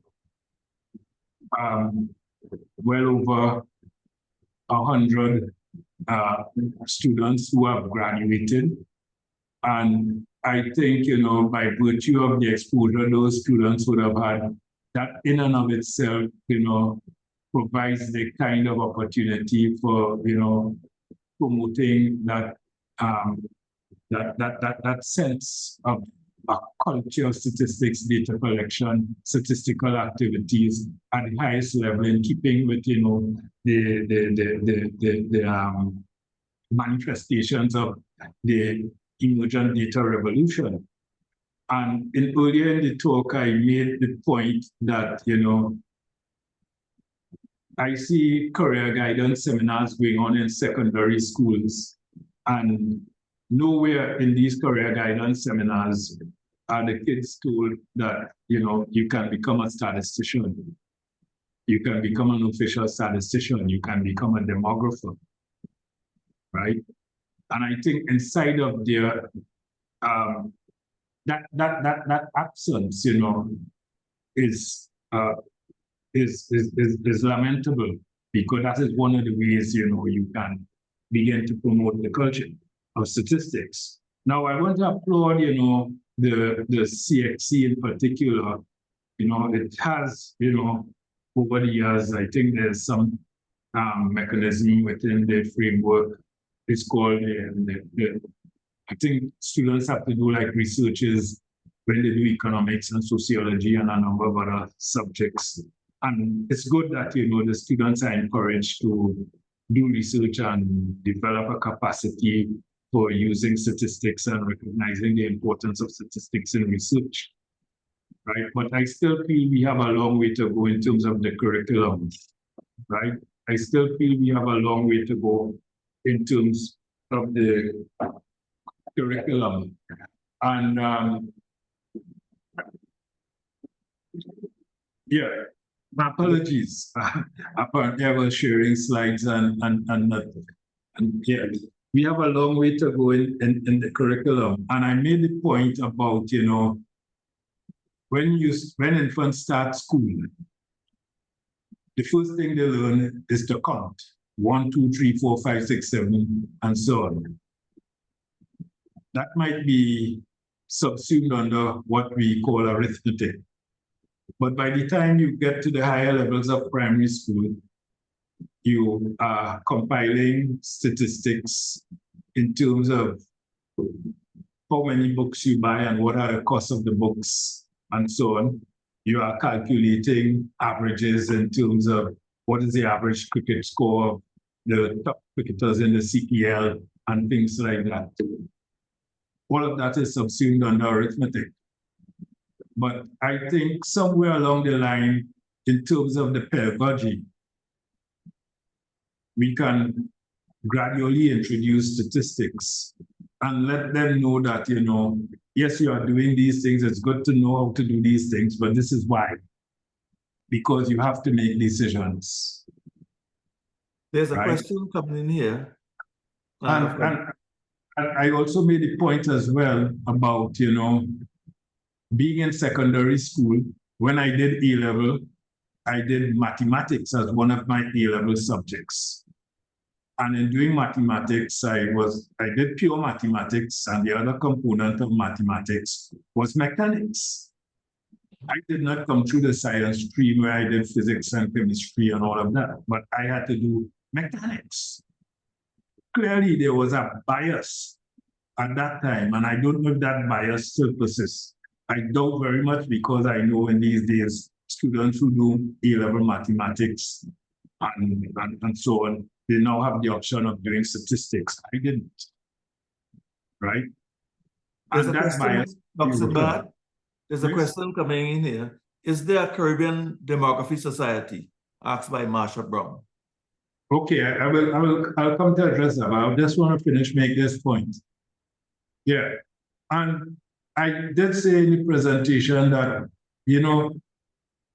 we think of economics as quantitative, and we think, that your first encounter with statistics, if you hadn't done it before, might have been in an economics course. But my first encounter was actually in geography, right? So I think we have a lot to do in terms of, how we fit statistics into the curriculum in the primary school level, in the secondary school level, and even at university, right? We have to do that. Yeah. The question now from Martha Brown, I think it is there a Caribbean Demography Society? The answer to that is no. But that does not mean to say one cannot be commissioned.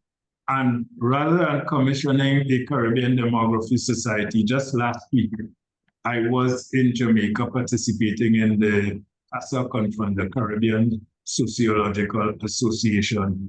I think it is possible that within the Caribbean Sociological Association, we can perhaps, develop an arm of that association that really showcases the critical role of, demography within the context of, sociological, within sociology as a discipline. So that's a discussion to be had, right? But clearly, I understand where she's coming from. And I myself have been having discussions with the current director of Salisis about hosting a Caribbean conference on demographic reality.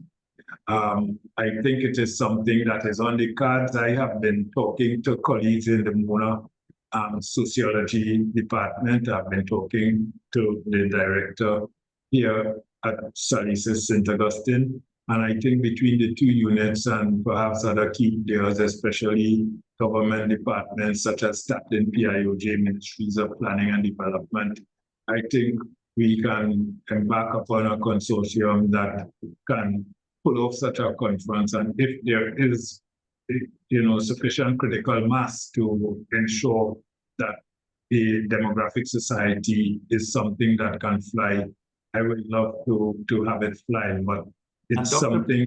Dr. Perret is asking a similar question. She says, how do we rekindle beyond this webinar the discussion about the importance of and the need for population development policies? What role can Salises play in this? This is from Dr. Perret, who is a member of staff here.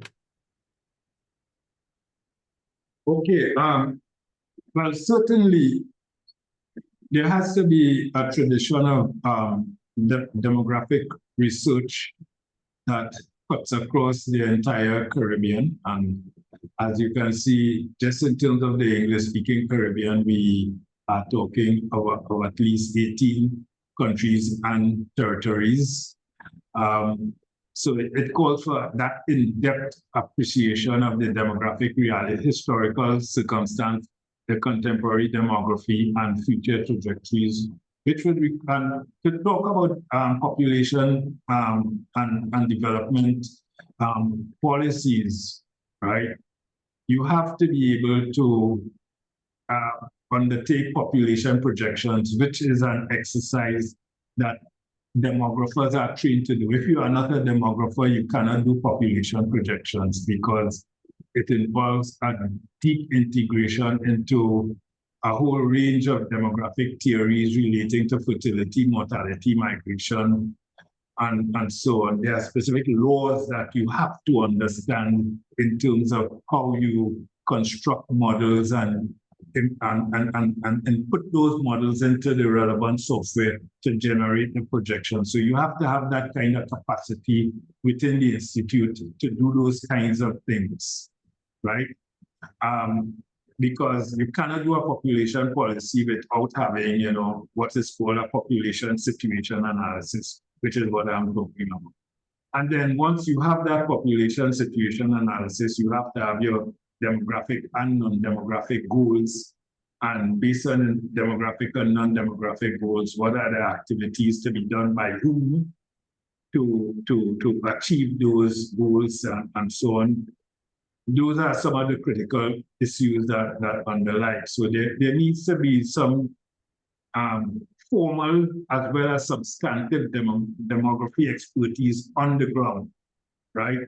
And once that is there and resident, then I think, other allied disciplines that are obviously in the Salises fold can be part of the process to ensure that, Salises has a full grounding in terms of being critical in informing population and development policies. Okay, thank you very much. There's another question in from Keith Maynard. He's asking, what mechanisms do demographers have for dealing with sudden population shocks caused by events such as wars, climate events, political upheaval?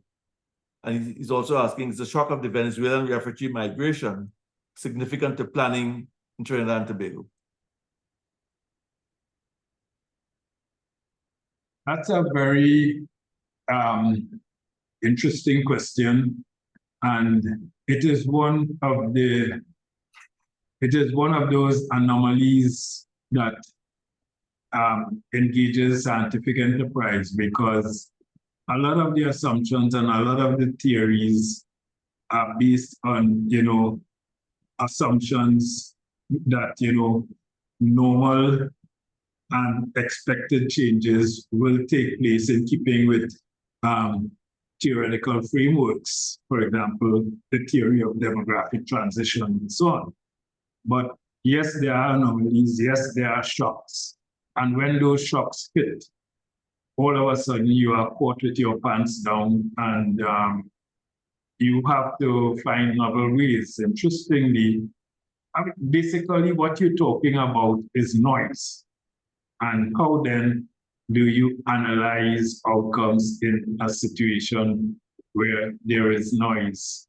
And I think, demographers, I mean, not all demographers may have the capacity to do that, but I think there are some demographers who do have a capacity to engage in it. And a classic case is, I mean, to answer Mr. Maynard's question, in Trinidad and Tobago, over the past 8 years or so, we have had a huge influx of Venezuelan immigrants. And everybody is bandying about figures as to how many Venezuelans are here. I can't believe none of it. And I will not believe any of it because up until now, no one can tell me that any substantive study has been done to collect the data on that. And that, I think, is perhaps one way of grappling with a shock, because that was a shock to the system to the point that it could have serious implications for earlier population projections that were done. And I remember there was some registration exercise that was done some time ago. And of course, Venezuelans were asked to go to various sites to complete that registration process. And again, I lamented the fact that the statistical office was not involved in this. This is basically a census taking exercise, right? And that was your opportune moment to really do a proper census targeting the Venezuelans. I mean, it would not have been, your perfect account of the population size in terms of people who are here. But what you want is to get something that is sufficiently plausible to work with. And in the absence of such an inquiry, I do not think, I could really vouch for a lot of the figures that are bandied about how many Venezuelans are in Trinidad and Tobago, right? But certainly, in terms of population projections, how population projections are done is based on assumptions about the future, based on, population policy, current population policy, whether it's sexual and reproductive health, whether it is in the context of migration. Current population policy tells us about, what are the goals established for specific population dynamics and demographic events in a country between time point A and time point B, right? And how it's going to be rolled out. And based on having that kind of knowledge, you can develop scenarios and alternative scenarios that you can quantify in terms of magnitudes that you use in your models to project the future population size. And one of these assumptions, because at the end of the day, the demographer, no one else has a crystal ball in terms of what the future population size will be. It's all based on assumptions. But to address Mr. Maynard's problem, one of the assumptions could say, what if there were a natural disaster and you would have a phenomenal increase in the number of deaths, right? What if? That kind of thing can be done. So in the event that there is a natural disaster, at least you had a model that was catering to that, right? And even if a natural disaster occurs, it means simply that you just have to abandon all the other assumptions that you had previously and rethink, new scenarios that could be informed by the fact that this unexpected shock manifested itself. Yeah. There are more than 90 people on this session, and we all may not be able to get in our questions. But there's some comments that are coming through. In Jamaica by Heather Pendergrass says in Jamaica, some schools invite the National Statistical Office to give talks about becoming statisticians and the work of the Statistics Office. Josiah Gosain says, hello everyone. CXC offers pure maths and applied mathematics. Pure mathematics hasn't changed much, but applied mathematics is effectively speaking pre-university statistics. It is extremely thorough and actually spurred my choice to pursue mathematics at an undergraduate level. Indeed, credit must be given to CXC in this light. Thank you for a great presentation. There's another comment. Thanks for your reflections. This is by Patricia Northover. Thanks for your reflections and insights, Godfrey. Have to keep growing the research community. Any progress on the journal you are planning to launch? Godfrey?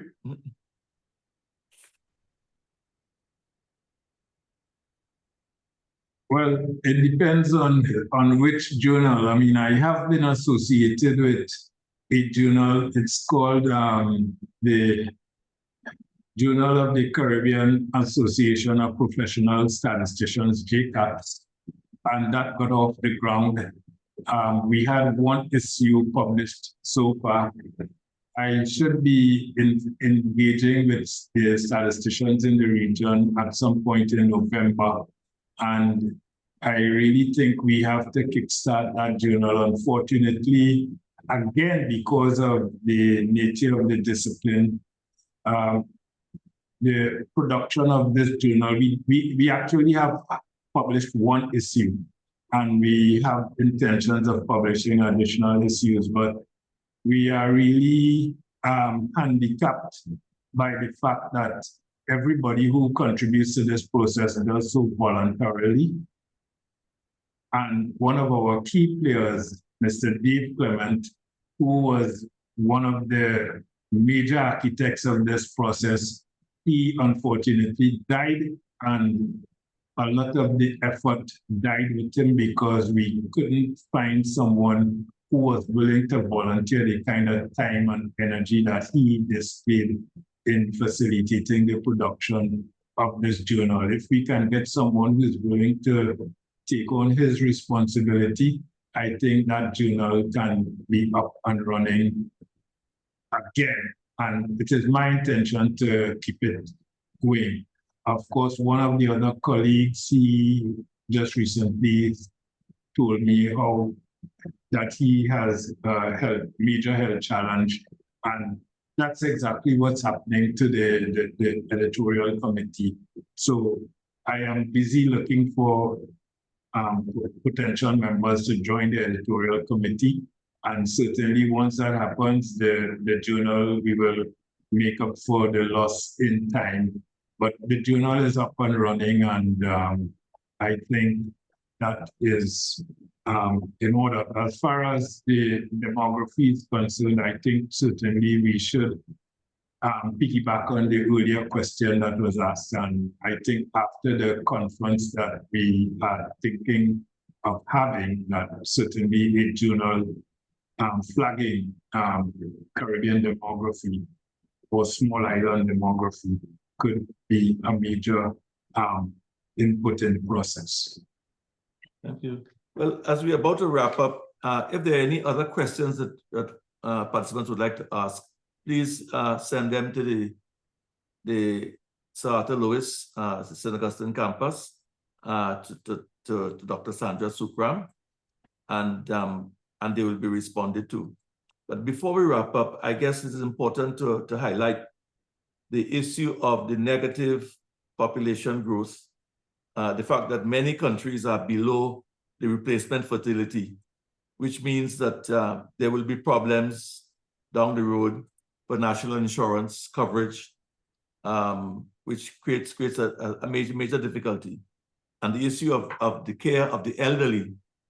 You know, in a country like Martinique, for example, it may not be known that over 40% of the population of Martinique is 65 years and over. That is a bit extreme in the Caribbean, but that's the trend that we're heading to in the rest of the Caribbean, although we're not there yet. But it means that we have to look at the care of the elderly and support systems, to look after those social needs and so on. The other issue we like to raise is the question of estimates of methodologies, resources, and time required to solve problems. And to what extent can demography and the social statistical movement guide governments in the region about going about resolving social problems within some kind of time frame?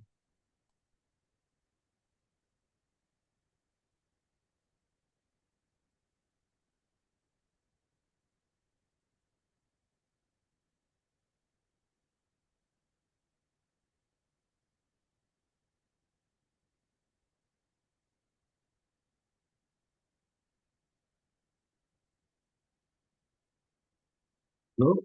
Yes? Yeah. The question that was being posed is what estimate of the type of methodologies, resources, and time required to solve some of our major social problems? And how can the science of demography and statistics guide governments in this process?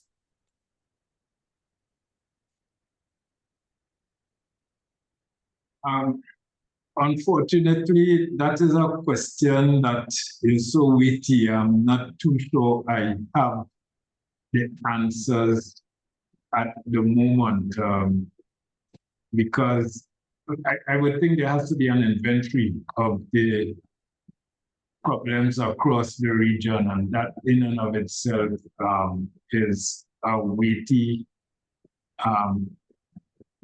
exercise that at this point, I do not think, I want to offer an answer to that.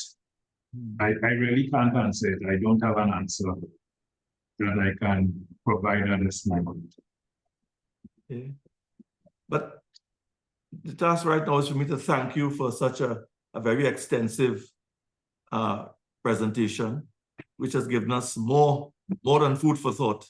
It has overwhelmed us to some extent with the various dimensions of research and policy that we need to embark upon. And I'm sure that the Sir Arthur Lewis Consortia, Trinidad, Barbados, and Jamaica are all looking toward creating an agenda for the future. So it is my pleasant duty to thank you most sincerely for your time and for your dedicated service to science, to demography, and to development in the Caribbean region. So in closing, I'd just like to thank Dr. Sandra Sukram, the current director of SALISES, for her insight and initiative in organizing this session. And I'd like to thank you as well as presenter for your extensive contribution. And I'd also like to thank the administrative team. There's a very crack team that I've come to know at this university, who